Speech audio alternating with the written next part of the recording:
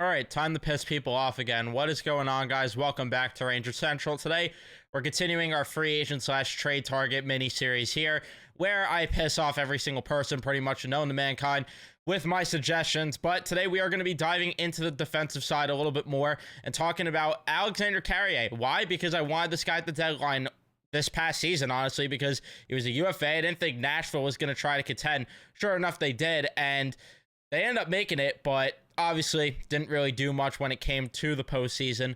But we're going to talk about why I want Carrier, how he could fit in, and all that other stuff. Before we jump into everything, please leave a like on the video if you do enjoy. Subscribe if you guys are new, especially if you're a Ranger fan, and turn on your notifications so you know I upload or go live, as my cat just startled me there.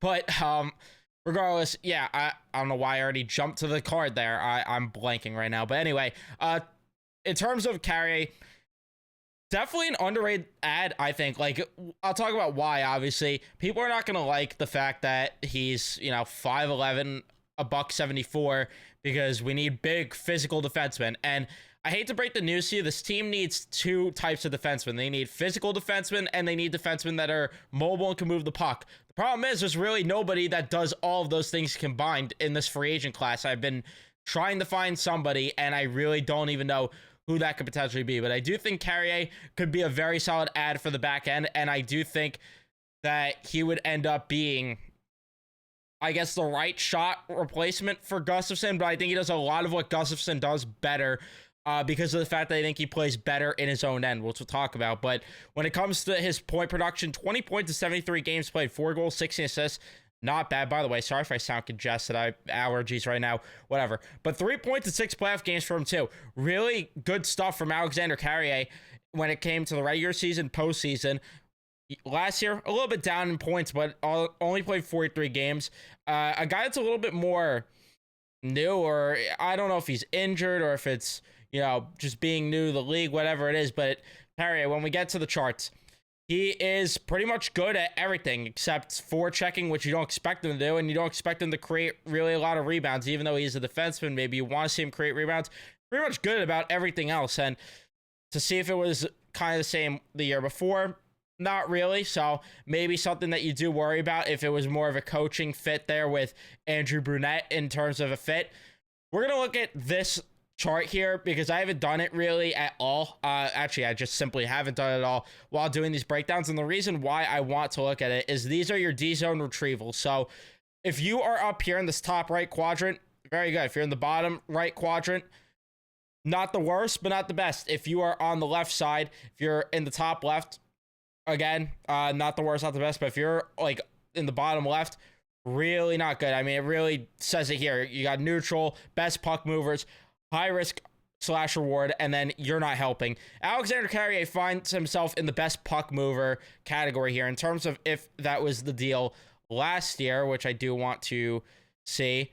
Really not as much, but he still wasn't the worst. He was just more in the neutral category, so it's not like it's something that is totally unsustainable to ask for. Maybe he's somewhere in the Jeremy Lauzon, Ryan McDonough pack here where he's kind of average on that front. Maybe that's the mean for him. But last year was a guy that was able to move the puck very well, and that's something that the Rangers desperately need. If you did not watch any of the season this past year, or you've just been living under a rock, whatever it is, then you wouldn't know that. But if you did watch the playoffs and all of the regular season, you would know that they need guys that can move the damn puck. In terms of zone exits, which I have to filter it now, where is Nashville? I know the alphabet, right? There we go. Not necessarily in the, I mean, about average, which isn't the, again, which isn't the worst. He's kind of just on the average there. And then you get to more retrieval stuff here, which I do want to do that. Filter it again to Nashville. And where is he? Kind of pretty much smack dead in the middle when it comes to the retrievals per 60 sort of deal there. And then you have exits with possession. So again, this is a guy that can move the damn puck up the ice, and that's one of the biggest things. And I want to go back to this one because I wish I could just filter it, which all three zones, if anyone that works for the model is able to, is even watching this at all, please make it that we could just filter a couple teams to see where guys would fit in on teams. But if you did take a look, Not far off from Adam Fox in terms of puck moving, which is a very good company to be in, which again, I don't know if that's sustainable because the next closest is guys like Trouba, which I don't know if I necessarily agree with in terms of the eye test with that one. I'm trying to like find others. See, this is where I wish I could filter it. But we get to the ramp chart stuff. Guy that could actually be on the power play if you wanted to. He's logged a couple minutes, not a mainstay on the power play. And the reason why I say Gustafson light is because of the fact that he could play the power play, and his offense mostly comes because of, as you could see, sorry, we're circling the wrong thing. The power play sort of deal there. A guy that could kill penalties, a little above average at that, but he's very good at even strength defense, which is something this team desperately needs. In terms of what it would look like if they signed him, according to the projections, it would be a 4-year deal, which you don't really love at 4.3, which you also don't really love. And why? Because Braden Schneider's probably going to get a 2-year deal.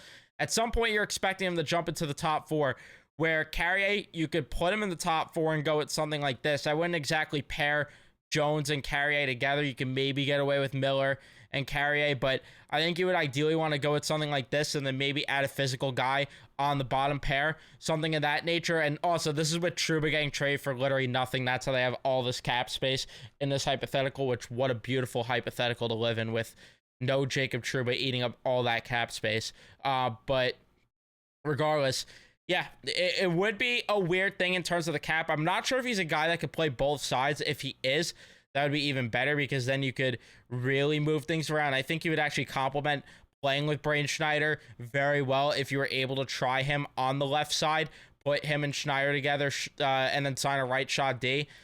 Again, not sure what the versatility is there with Carrier, and then this would be the long-term outlook. And it's not the worst contract. 4.3 is really not like anchoring you, but again, it is a little steep for a guy that you would ideally want in your top 4 at most for 2 years, because if it's not this contract for Schneider, it has to be the next one where he's getting the top 4 role and playing that sort of gig. But you also do want a sound defense and a rounded out defense where you can roll out all 3 pairs in all situations, and adding a guy like Carrier would really, really help that out. Again, a guy that could be on the penalty kill, a guy that can maybe be on the power play, and is really good at even strength defense. And the most important thing is the fact that he's able to move the puck, because for crying out loud, this team desperately needs that, and that's really where the biggest fit is for a guy like that, and that's why I wanted him at the trade deadline. But yeah, let me know your thoughts in the comment section down below. Would love to hear from you guys. Are you for getting a guy like Carrier? Is he too small? Is the contract not for your liking? Let me know all your thoughts in the comment section down below. At the end of the day, hypothetical stuff. This isn't actually, I say this every video and I still get people mad, but just because I suggest these things does not mean they're going to happen. So you could all calm your tits and we'll see what happens. But let me know your thoughts. Leave a like if you enjoyed. Subscribe if you guys are new, especially if you're a Ranger fan. Turn on your notifications so you know I upload or go live. I'll see you guys in the next one.